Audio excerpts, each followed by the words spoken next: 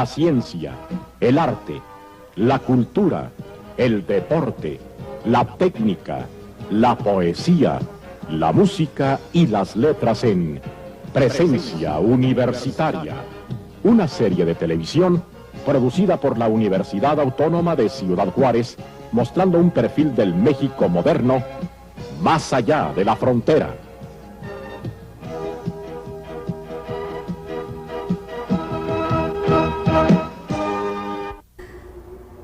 Hola, ¿qué tal? Muy buenos días. Qué bueno que nos acompaña en Presencia Universitaria una vez más.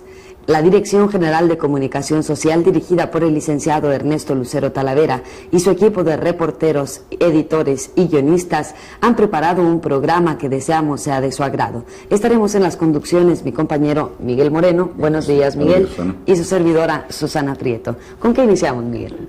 Pues existe un tema de gran trascendencia. En el curso de esta semana, el presidente de la República, licenciado Carlos Salinas de Gortari, visitó la Unión Americana e intercambió algunos puntos de vista con su similar de Estados Unidos, el señor George Bush. Uno de los temas centrales de esta visita obedeció a la creación o a las pláticas formales e informales del Tratado de Libre Comercio. ¿Qué significa todo esto? Hay que reconocer y hay que recordar que México ha basado sus exportaciones básicamente en el petróleo, los hidrocarburos. A raíz del boom petrolero que viviera en la década de los 70 nuestro país, y sobre todo a principios de la década de los 80, se habló de un gran auge, de un gran crecimiento. Cuando bajaron los precios internacionales del petróleo, nuestro país se vio en serios aprietos y en algunas condiciones económicas desfavorables. Ante estos factores es necesario incorporar a nuestro país en un mercado de exportaciones cada vez más competitivo y que permita que sea una palanca de desarrollo en la incorporación del México hacia el año 2000. Es por ello que en esta ocasión, cediendo el espacio de la sección Nuestra Frontera en los 90s, abordaremos un interesante reportaje en materia de qué se trata el Tratado de Libre Comercio, en qué consiste, cuál sería su diferencia, Susana, entre este tratado y la creación de un mercado común. Tendremos la entrevista con el presidente del Centro Bancario, el licenciado Manuel Roberto Urías Caballero, y claro, una serie de antecedentes que nos permitirán conocer las causas para la creación de este tratado. Esperamos. Sin duda interesante para la franja fronteriza sobre todo. Ni petróleo, ni petroquímica básica, ni electricidad, ni ferrocarriles, ni todo el listado del artículo 28 constitucional será puesto en la mesa de negociaciones con Washington en las discusiones informales o formales del Tratado de Libre Comercio. Carlos Salinas de Gortari, presidente constitucional de los Estados Unidos Mexicanos, 12 de junio de 1990. De esta manera, el jefe del Ejecutivo establece, para bien de los mexicanos, las condiciones para la creación de un tratado de libre comercio que sirva de palanca para la incorporación de las exportaciones mexicanas ante naciones como Estados Unidos y Canadá.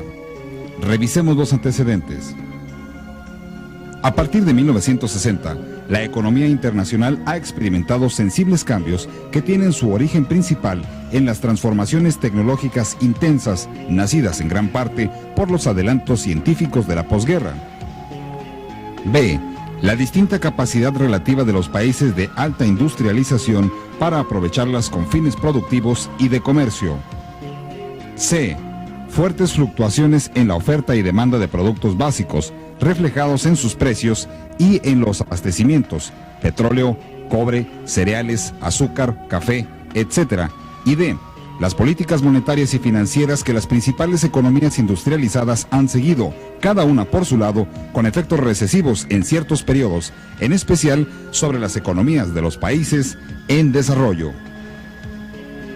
Como una muestra de la tendencia de las exportaciones, entre 1970 y 1980, a nivel mundial, se habían incrementado 6.4 veces, al pasar de 312 mil millones de dólares a 1.995.000 millones de dólares, destacando la activa participación de las naciones desarrolladas, cuyas exportaciones se habían incrementado 5.6 veces, de 172 mil millones de dólares a 1.261 mil millones de dólares. Por su parte, las economías de los países en desarrollo tuvieron un espectacular incremento, toda vez que crecieron 10 veces. El volumen de la transacción pasó de 55 mil millones de dólares a 559 mil millones de dólares. Es importante destacar en este contexto que las exportaciones entre naciones desarrolladas se incrementó en un 70%, estadística que patentiza la necesidad de establecer políticas de exportación más eficaces y a la vez diversificadas, ya que la tendencia masiva de exportación son los hidrocarburos crudos, existiendo un enorme mercado para las manufacturas, mercado que no se ha aprovechado. Dentro de las exportaciones de América Latina, representan 89,000 millones de dólares. Esto es equivalente a un 16% del total de los países en desarrollo, ocupando un modesto 4% dentro de la economía mundial. Como muestra de la participación de México en este vasto mercado, en 1980 las exportaciones de México apenas alcanzaron la cifra de 0.8% de ese gran total. Dentro de esta perspectiva, los países en desarrollo han enfrentado la reducción en los precios de productos básicos y, contrario a lo que parezca, continúa el crecimiento de la participación mundial, ascendiendo a un 24%, siendo la zona del sudeste de Asia la de mayor pujanza, en comparación con una sensible reducción en la participación de América Latina. Es por todo lo anteriormente citado que México tiene que incorporarse de una forma dinámica en el contexto económico mundial, evitando depender de la monoexportación como lo ha sido el caso de los hidrocarburos. Pero, ¿de qué forma distribuye México sus exportaciones? Hacia Estados Unidos, México envía un 66%, a Europa un 20%, y a partir de 1980 un 10% a Japón, restando únicamente de un 3 a un 4% para América Latina. Esta es la realidad de nuestro país. Por ello, ante la abrumadora diferencia comercial de México y Estados Unidos, un nutrido sector de la opinión pública nacional se pronunció por evitar la creación de un mercado común entre estos dos vecinos. Por ello surge una pregunta: ¿cuál es la diferencia medular entre un mercado común y un tratado de libre comercio? La respuesta la encontramos en el licenciado Manuel Roberto Urías Caballero, presidente del Centro Bancario de Ciudad Juárez y gerente de Nafinsa.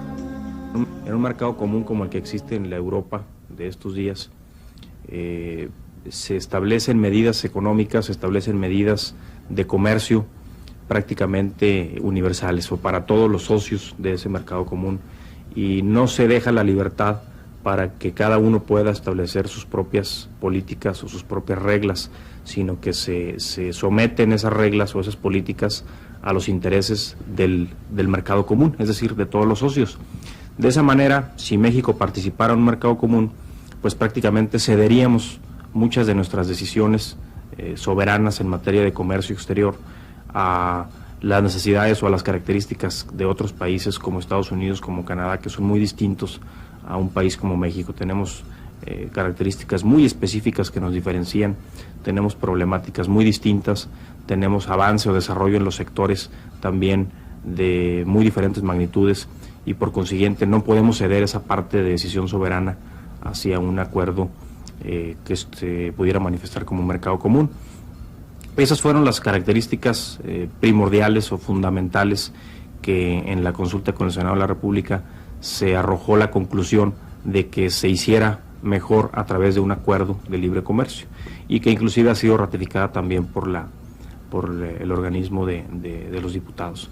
Entonces, a través de este acuerdo de libre comercio, su diferenciación con el mercado común es que precisamente lo que se establece es una negociación, obviamente con Estados Unidos, con Canadá, en donde México puede establecer qué sectores son los que participen en ese acuerdo de libre comercio, dónde sí nos conviene, hasta dónde podemos ceder, hasta dónde podemos inclusive abrir los conceptos de comercialización para que podamos adquirir productos del extranjero, abrir nuestras fronteras en ese sentido, hasta dónde nos conviene que ellos las abran en otros sectores y empezar a negociar en algunos de ellos. Es muy factible en este tipo de negociaciones que se presenten situaciones en donde a lo mejor a Estados Unidos o a Canadá no le interese abrir un sector porque puede perjudicar a su industria nacional o a alguno de los sectores, y que a México sí le interese para favorecer las exportaciones. Ahí es donde entra la negociación y debe de quedar definido cuáles son los sectores que cada uno aporta dentro de ese acuerdo de libre comercio.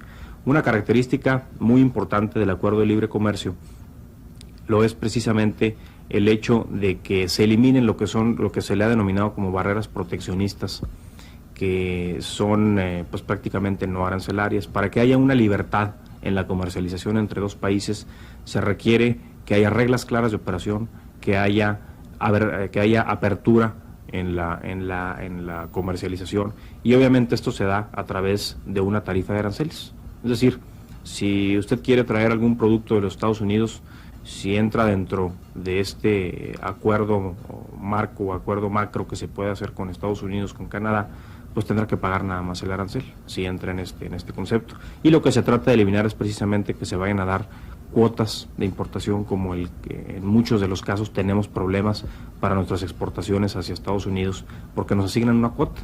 Es decir, Estados Unidos dice: este año voy a importar X monto de millones de dólares en fibras o en algún producto específico, y esa importación pues viene de diversos países, entonces tienen que asignarle una cuota a cada uno de los países. Y si un país como México tiene una producción muy importante en ese producto, pues no puede de todas maneras exportarla, porque la cuota le está topando a que pueda enviar mayor cantidad de producto a los Estados Unidos. Eso es lo que se quiere evitar precisamente, que no haya esas cuotas de tipo proteccionista entre un país y otro. Si por un lado México va a ofrecer algunos sectores en donde se pueda llevar a cabo este acuerdo de libre comercio con esas reglas de manejar simplemente una tarifa de aranceles y con reglas muy claras y muy específicas de fomento por parte del gobierno, entonces que también del otro lado se haga de la misma manera. Yo creo que eso es en esencia la diferencia que hay entre un mercado común y un acuerdo de libre comercio. Ahora, el acuerdo de libre comercio para el gobierno mexicano, pues acabamos de tener el dictamen, acabamos de tener la sugerencia por parte del Senado de la República. Esto tiene que iniciar las negociaciones. Nuestros representantes comerciales, pues a través de la Secretaría de Comercio, son los encargados, y lo ha manifestado el señor Presidente de la República, que son los encargados de llevar a cabo la implementación de estos acuerdos con sus símiles tanto de Estados Unidos como Canadá, y esto pues tendrá que llevarse un proceso normal de negociación para que podamos tener en un futuro próximo, que no sea a muy largo plazo, podríamos hablar de realmente un plazo relativamente mediano, para que podamos tener ya en funcionamiento este acuerdo de libre comercio. El tema es sumamente importante debido al momento actual de modernización que vive nuestro país. Por ello, la próxima semana continuaremos analizando las perspectivas económicas de México hacia la creación de un tratado de libre comercio.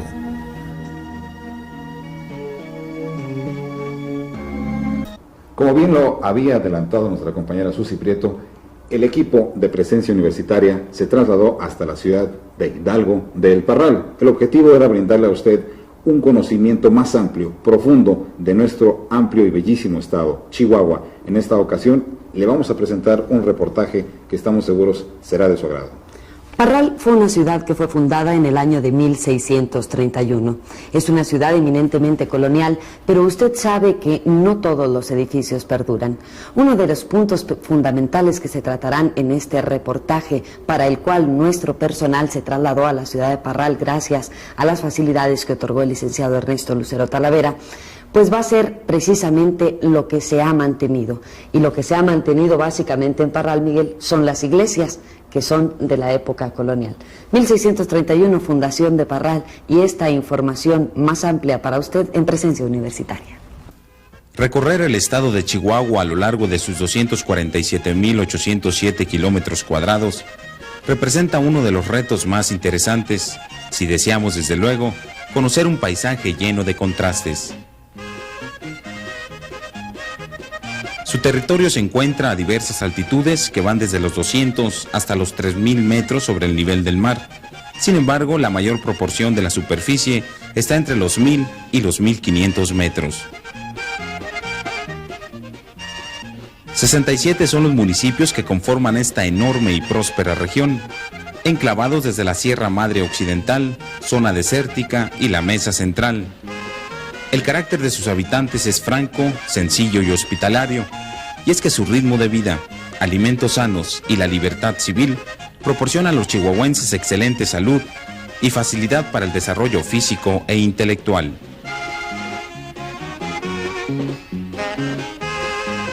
Chihuahua ha sido también parte fundamental en el desarrollo histórico de nuestro país, desde su colonización, con la llegada de jesuitas y franciscanos, así como de familias enteras en busca del rico filón de oro, dieron pauta para la concentración de diversos grupos, algunos intelectuales, otros bárbaros, pero todos conformando la Nueva Vizcaya, hoy Chihuahua. Sin embargo, colonizar la parte norte de México no fue tarea fácil, ya que independientemente de imponer o difundir el catolicismo en el Nuevo Mundo, las tribus que habitaban la región representaron en su momento graves problemas para los habitantes de la zona, que a pesar de sufrir saqueos y desmanes, continuaban en busca del preciado metal. Recordemos que en la historia de la colonización en México, una veta de oro en pos de otra fue lo que llevó a la colonización a muchas regiones de nuestro estado, y así, entre la creación de misiones y presidios militares para contener a las tribus bárbaras que asolaban las provincias del norte, se fundó hace más de 300 años la provincia que hoy nos ocupa, Real de Minas de San José del Parral. En 1631, con el descubrimiento de la mina La Negrita. Ocurrió esto, él vino a buscar por otro lado, se vino más hacia el noreste y estaba haciendo mucho calor y se metió a bañarse en el río San Gregorio, hoy río Parral. El río San Gregorio nace en Los Azules y se une casi junto con el Florido al río Conchos en las goteras de Ciudad Camargo. Se estaba él bañando cuando escuchó unas risas de unas jóvenes indígenas. Tienen ellas un rito especial para encontrar la pareja. Hacen que las persigan y si las alcanza, pues ya son de él, ¿verdad? Entonces a una de ellas le gustó. Pues, imagínese usted un joven de 29 años, porque él había nacido con el siglo, en 1600, estamos ya hablando de 1629. Lo provocan, él sale, se pone todos sus arreos y empieza ella a subir el cerro, que hoy conocemos por el Cerro de la Cruz, donde está nuestra mina fundadora. Y empieza a subir ella y él también, pero él con sus arreos, imagínense la sonaja que llevaba y el peso, pues se le acabó el aire a medio cerro, pero ella muy discretamente se sentó también, a ella le sobraba aire, ¿no? Y mientras él cogía aire, le preguntó ella, como uno le podía preguntar a un astronauta si le viese un arma, ¿verdad? Él le dijo que qué era aquello, le dijo, este es un mandoble. Y le dijo, bueno, es lo máximo porque está hecho con acero toledano, es capaz de partir cualquier cosa, aún las piedras, le dijo, aún las piedras. Él ya hablaba el atapascano, que fue el idioma madre de todos los dialectos del norte. Entonces, ella coge la espada mientras le da oportunidad de un respiro a don Juan y le pega a una piedra, pero se oye el sonido opaco. Y entonces se burla de él y le dice, mira, ni siquiera esa piedra partió, le hirió su amor propio. Entonces él le dio con toda su fuerza y tampoco la piedra se había abollado, es que era plata en greña. Entonces ya se olvidó del romance. Entonces ya levantó piedras, fue a denunciar aquello y en honor a ella le puso La Negrita, en honor a ella, porque ellos les repugnaba el nombre de Morena, como debería haberle llamado, ¿verdad? Porque estuvieron 8 siglos bajo el dominio de los moros, además que esa palabra para ellos estaba fuera del diccionario. Entonces, ya cuando mandó los primeros pagos, porque así era, no es que fueran muestras, los primeros lingotes, ¿verdad?, a la Ciudad de México, entonces le vino la autorización para que fundara un poblado. Entonces él, el 14 de julio de 1631, funda el Real de Minas de San José del Parral. Le puso San José del Parral para diferenciarlo del otro poblado, San José del Sitio. ¿Por qué le puso San José del Parral? Todos los españoles, como ahorita los que descubren los huracanes, los ciclones, les ponen el nombre que ellos quieren, ¿no? A veces el que más daño les causa, a veces el ser más querido, etcétera, ¿no? Y nombres muy comunes, ¿no? Sí, sí. Guillermo, etcétera. Exacto. Él era hijo de don José Rangel, que había nacido en Parral de Villovela, en Segovia. Entonces él le puso San José del Parral en memoria de su padre. A partir de su fundación, la zona fue creciendo considerablemente, y es que tanto Santa Bárbara como San Francisco del Oro y el mismo Parral conforman la región más rica en minerales quizás de todo el país. Transcurridos 252 años del descubrimiento de la negrita, el 20 de agosto de 1883, Real de Minas de San José del Parral se elevó a la categoría de ciudad con el nombre de Hidalgo del Parral. Hidalgo del Parral es rico en historia y noble en proveer a los habitantes de la ciudad los medios necesarios para seguir desarrollándose. Situada al sur del estado de Chihuahua y a 1.675 metros sobre el nivel del mar, ocupa actualmente un tercer lugar de importancia en el estado. Su área de influencia abarca 20 municipios, de los cuales 6 pertenecen al estado de Durango. Por otro lado, Parral muestra marcados contrastes. Su apasionante historia dejó vestigios de la colonización, así como de la época revolucionaria, donde, por cierto, jugó un papel determinante. Este tipo de construcciones marca una diferencia arquitectónica donde lo moderno rebasa en muchas ocasiones la imaginación del hombre. Los templos católicos, por su parte, se erigen a la vez como mudos testigos de años de bonanza en la época colonial. Inclusive, en el altar de la parroquia de San José reposan los restos de don Juan Rangel de Viesma, fundador de Parral. Los edificios de aquella época son lógicamente nuestros templos principales. El templo más antiguo que tenemos es el de San Nicolás, porque la capilla primitiva de la Asunción quedó dentro del templo mayor y todavía en ese lugar se reconoce como capilla de la Asunción. Es una arquitectura barroca tardía, preciosa, con sus típicas ventanas muy altas para que fuese un lugar de asilo en caso de los ataques de los indígenas, que no pudieran arrojar flechas o teas encendidas por las ventanas, por eso están tan altas.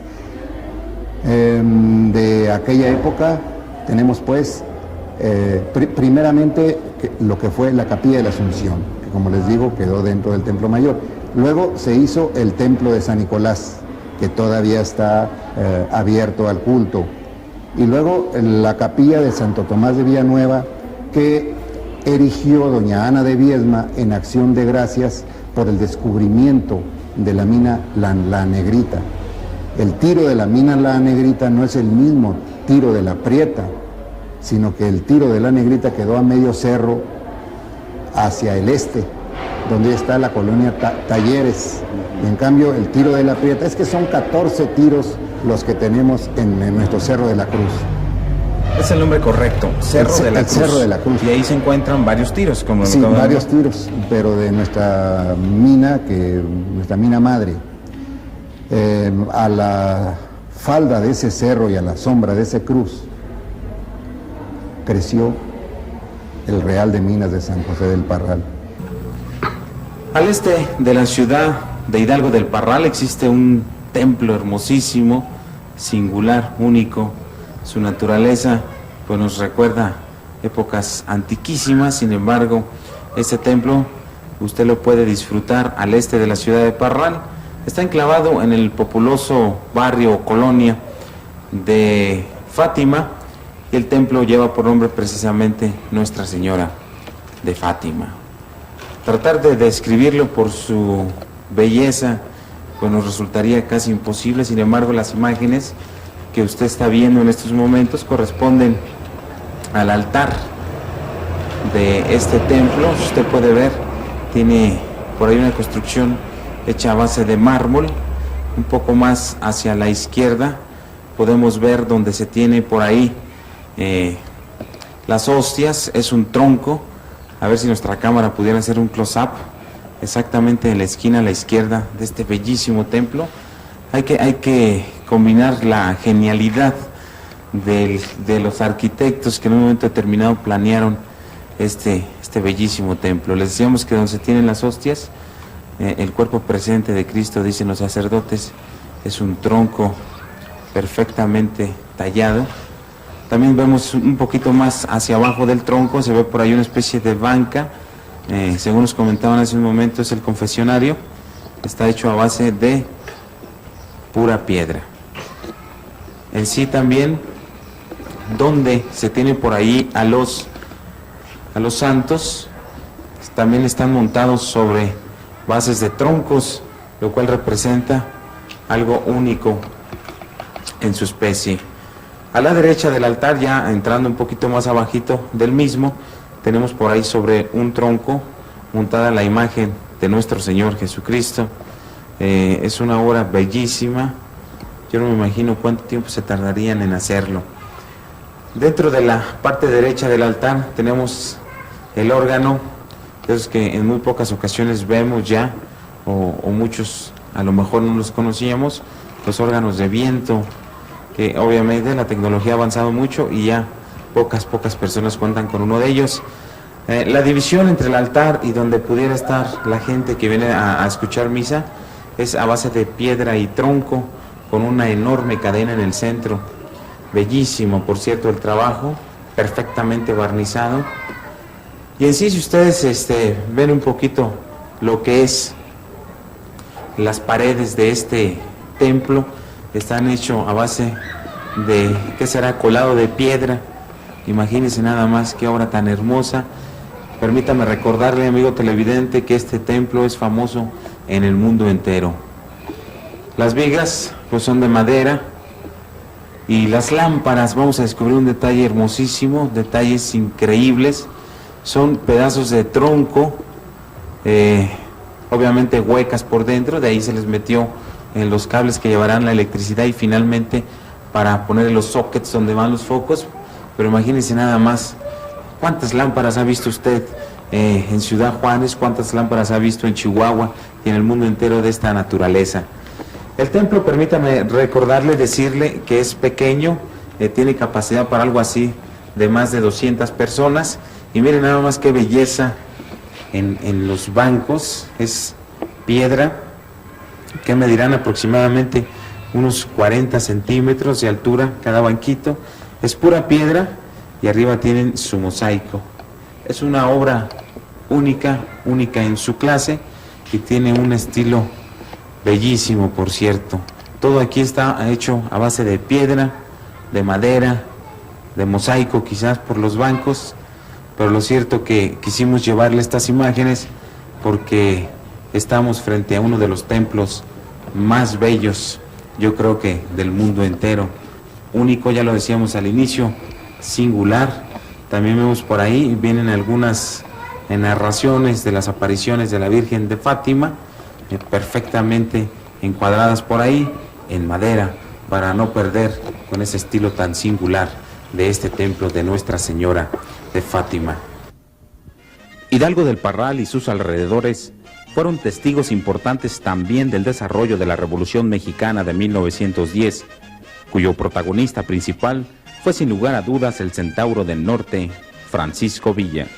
La próxima semana, Parral y su historia en la Revolución.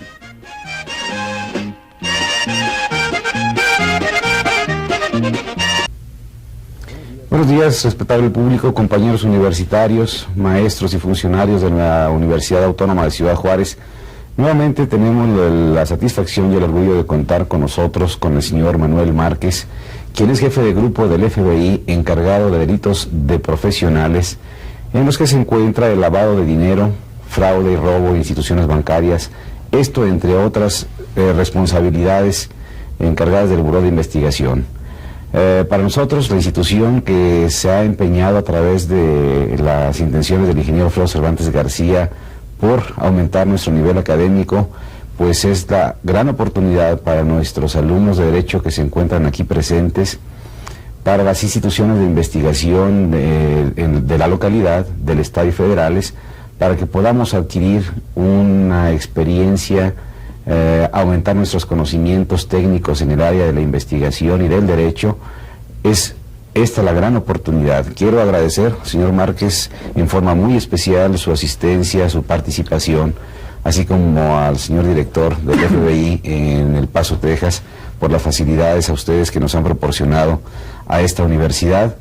Y pues lo dejamos en presencia de nuestra universidad, lo dejamos en presencia de nuestras autoridades que están ávidas de escuchar su experiencia en el área de investigación en ese sentido.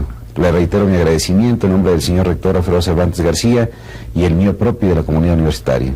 Muchas gracias, licenciado Lucero Talavera, es un placer estar con ustedes aquí hoy. Bueno, quería seguir con la discusión, la tema, pues, el tema de del crimen del profesional. Como he discutido el lavado de dinero, hoy quiero seguir con el fraude contra las instituciones bancarias, ya sea fraude por el cliente de estas instituciones o el desfalco por parte de los oficiales de instituciones bancarias. Hoy en día en los Estados Unidos se encuentra el gran problema de varios bancos por todo el país que han quebrado, resultando en billones de dinero que se han perdido por estas instituciones que están aseguradas por el gobierno federal. Así es de que cualquier fraude o desfalco cae abajo de la jurisdicción del FBI.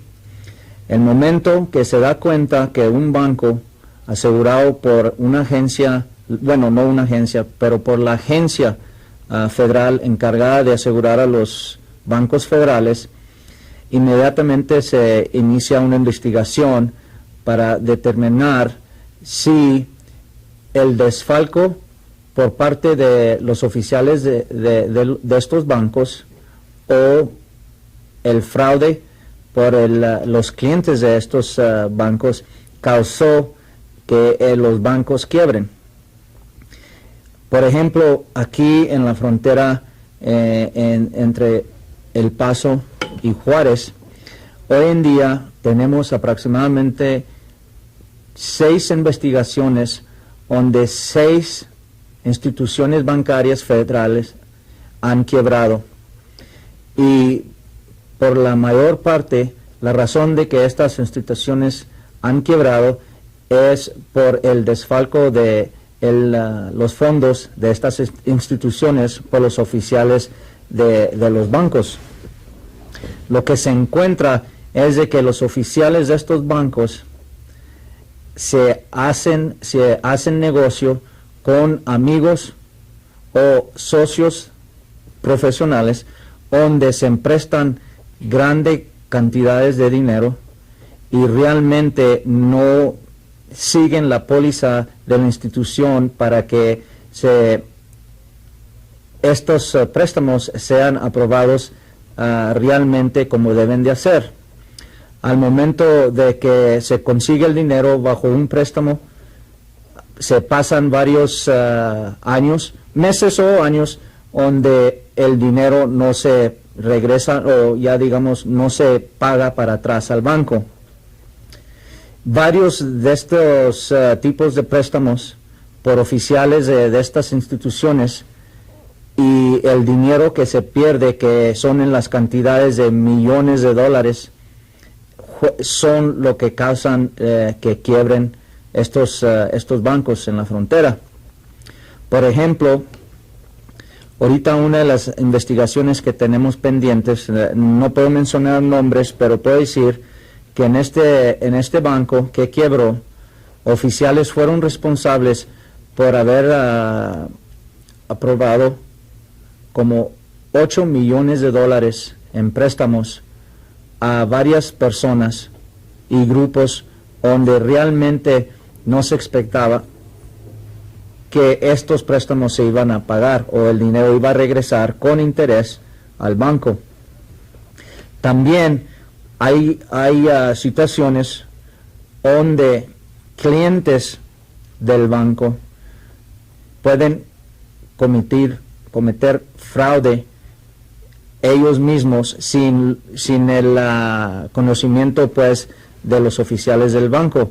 Por ejemplo, hoy en día una de las maneras que se utiliza para cometer el fraude contra los bancos es por parte de los cheques, cuentas de cheques que se abren en varias instituciones realmente sin fondos, con otros cheques que realmente no tienen valor.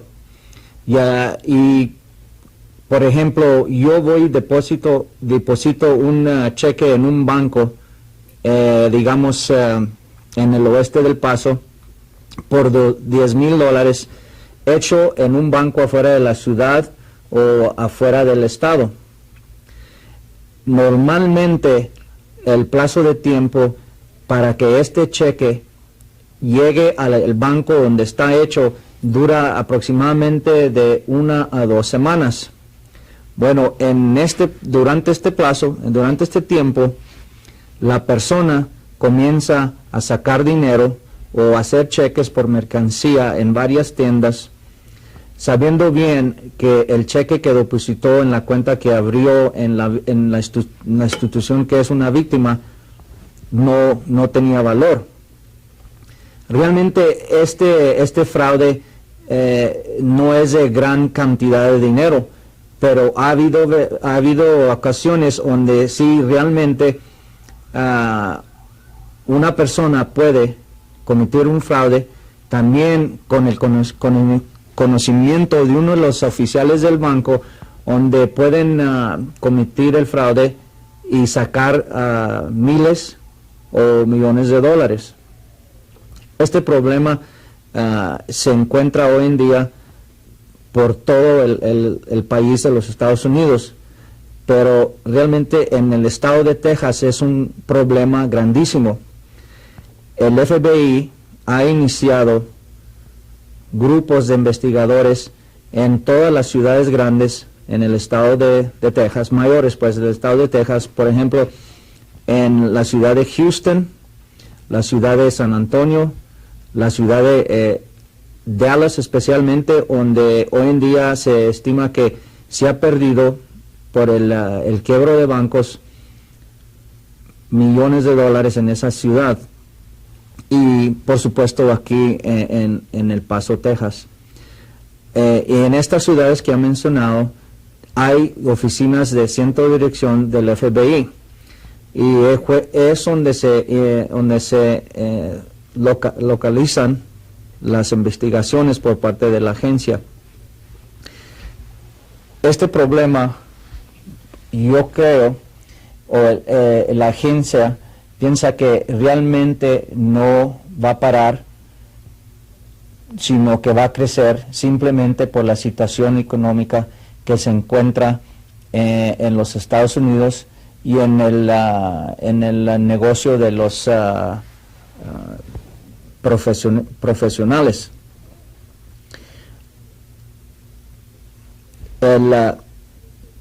El segundo tipo de crimen que quiero discutir hoy es el fraude que se comete por parte de computadoras o por el cable y que cruzan líneas estatales o líneas extranjeras para que el delito sea de abajo de la jurisdicción del FBI.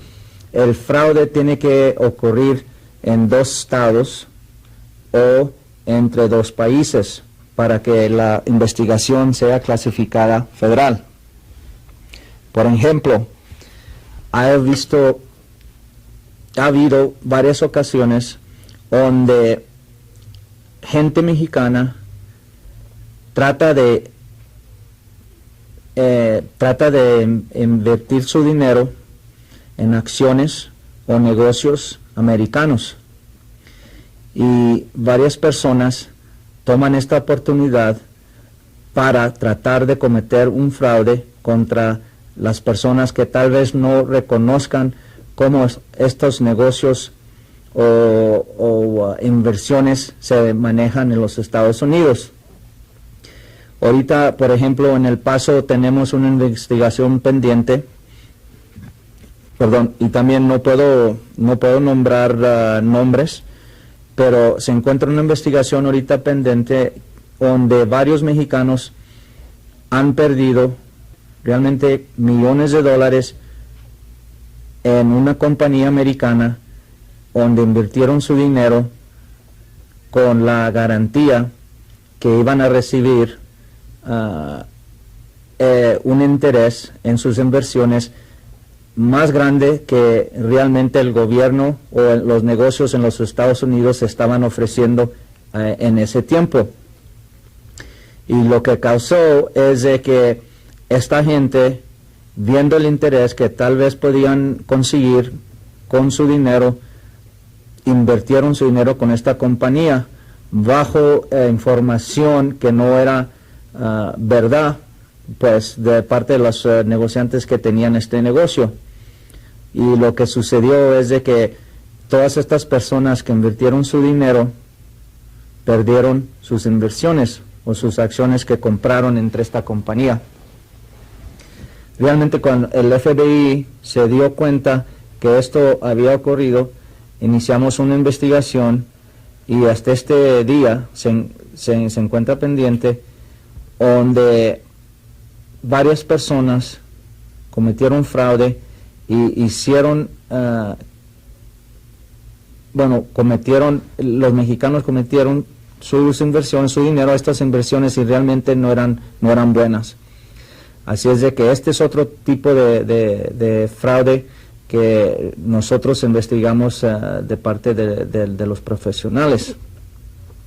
Realmente cuando una inversión da un interés o un retorno en el dinero más alto de lo que se está ofreciendo por instituciones bancarias federales o negocios o compañías de acciones nacionales, realmente uno tiene que ver estas compañías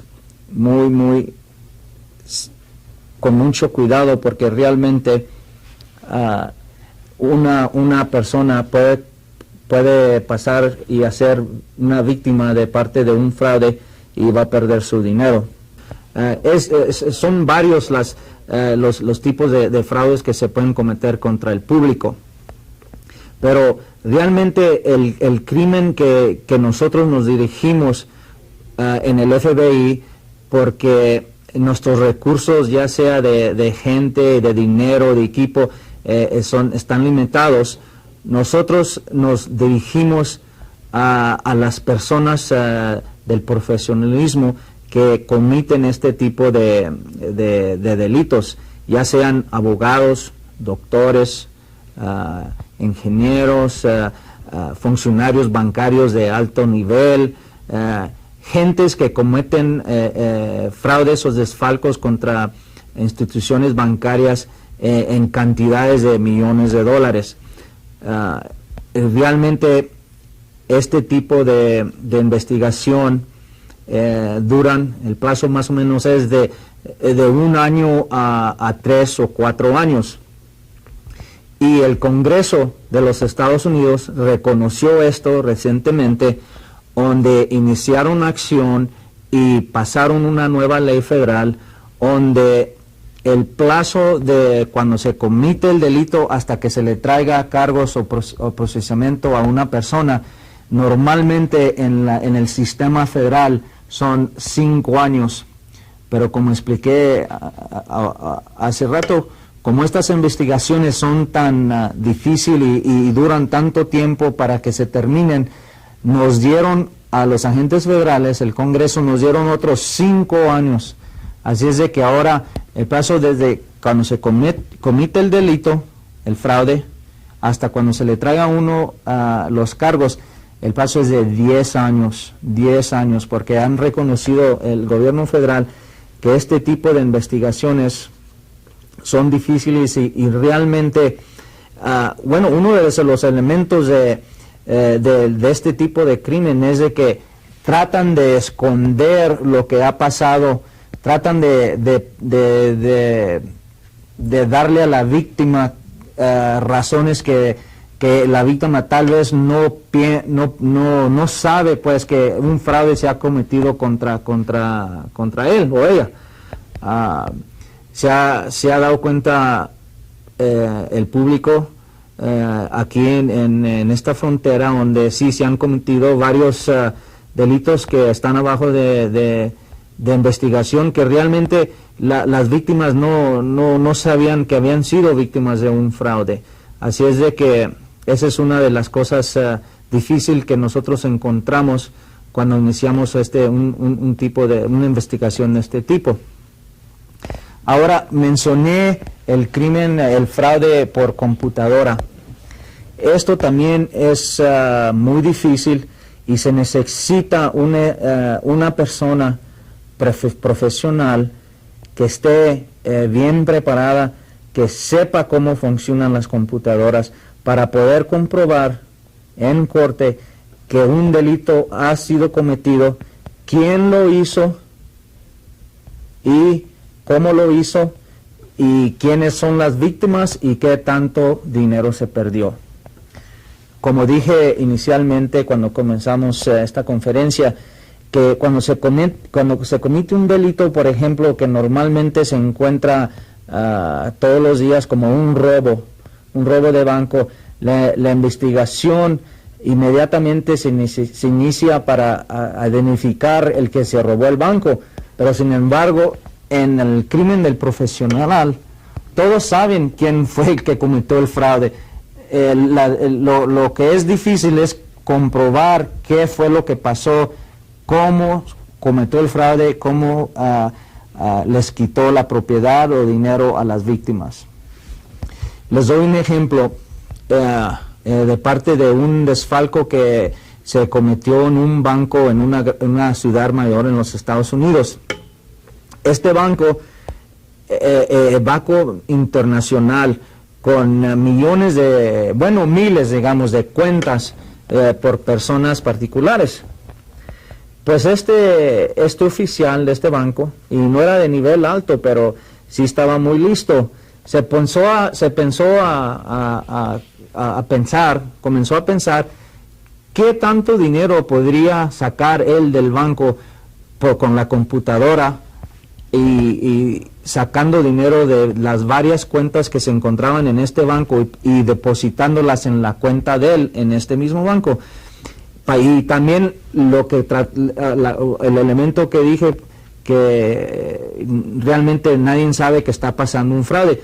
Él trató de decir, bueno, ¿qué tanto dinero puedo sacar de estas cuentas que nadie se dé cuenta, que nadie se vaya a quejar que el dinero les faltan las cuentas? Y al mismo tiempo sacar dinero bastante bueno, porque realmente es un delito federal. Pues se le metió en la cabeza y comenzó a sacar de 2 a 3 centavos de cada cuenta, ya sea de cheques, de ahorros, diariamente, de 2 pennies, de 2 centavos a 3 centavos, pero como las cuentas eran en los miles, en menos de un mes ya había acumulado miles de dólares, y en un año más de $1 millón que se estaba robando. Y realmente cuando uno le llegan sus recortes de sus cuentas y si nomás le faltan 2 o 3 pennies o centavos, realmente no se va a quejar uno. Al mismo tiempo, si el que se ha hallado culpable de haber cometido un fraude tiene los recursos o tiene el dinero, propiedad, negocios, donde la víctima puede recuperar lo que ha perdido, entonces el juez también le puede dar de sentencia que el que lo han hallado culpable, entonces se va a tener que regresar la propiedad o el dinero o la mercancía a la víctima. Y si no la tiene, realmente pues no se le puede forzar que pague si no tiene los recursos, pero sí tiene que servir su tiempo en una prisión federal. Y hoy en día, como se ha leído mucho en la prensa, en la televisión, en la radio, de varios fraudes que se han cometido, en el sistema federal los jueces están dando sentencias de gran número de años en la prisión y también multas. Por ejemplo, recientemente en la ciudad de Houston, un expresidente de un banco federal que fue hallado culpable de haber cometido un desfalco en millones de dólares, lo sentenciaron a 12 años en prisión y una multa de miles de dólares. Y al mismo tiempo le ordenó la corte que tratara de pagar para atrás al banco todo el dinero que se había robado. Bueno, reconoce la corte que realmente no podría pagar este individuo todo ese dinero para atrás. Sin embargo, toda la propiedad, todos los recursos se le quitan abajo de orden de la corte. Pero las sentencias que se les daban a las personas que cometían fraudes en tiempos pasados realmente no eran nada, porque, por ejemplo, bueno, nadie fue lastimado, nadie se murió, nadie fue herido, no había propiedad que se haya destruido, y realmente muchas de las gentes decían, bueno, si se le cometió un fraude a esta persona o a este negocio, pues lo merecían, porque tal vez no estaban haciendo negocio o que era legal, o trataron de hacer una ganancia más de lo que se podía hacer legalmente. Sin embargo, hoy en día se reconoce que los que andan cometiendo el fraude son también delitos que se tienen que castigar con grandes sentencias. Y la Corte Federal hoy en día ya ha reconocido eso, y sí se están dando sentencias de gran cantidades de años atrás de la cárcel, y multas bastante grandes.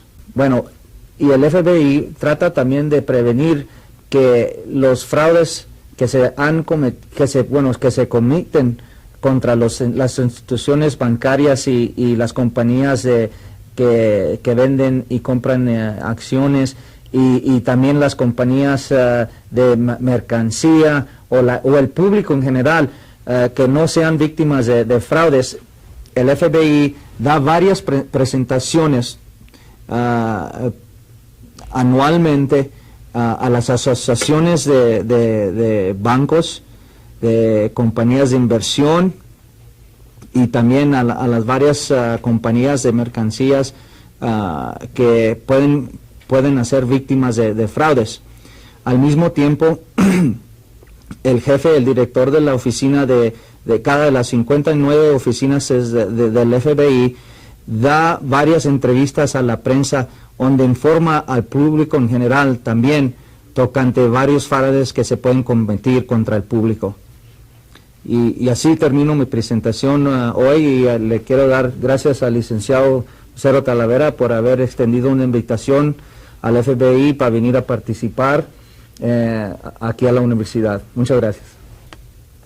Al contrario, señor Manuel Márquez, le agradecemos mucho su asistencia aquí a nuestra universidad, y pues una vez más nuestra universidad se engalana académicamente con la presentación de profesionistas y profesionales de la talla de un señor Manuel Márquez, quien ha incursionado en el ámbito de la investigación y que ha sido sumamente elocuente en su exposición. Habrá despertado muchísimas dudas su gran conversación que tuvo con nuestros estudiantes y funcionarios en la universidad, pero esperamos tenerlo de nueva cuenta con nosotros para que podamos disipar todas aquellas dudas que hubiesen quedado, la intervención de nuestras gentes que tan amablemente nos acompañaron en su conversación. Reitero nuestro sincero agradecimiento y, le repito, nuestra universidad se engalana con su presencia, y, como siempre, instituciones tan respetables como la que usted dignamente representa, junto con el señor director del FBI, pues siempre encontrarán las puertas abiertas en nuestra universidad. Muy agradecido a nombre del señor rector y el mío propio.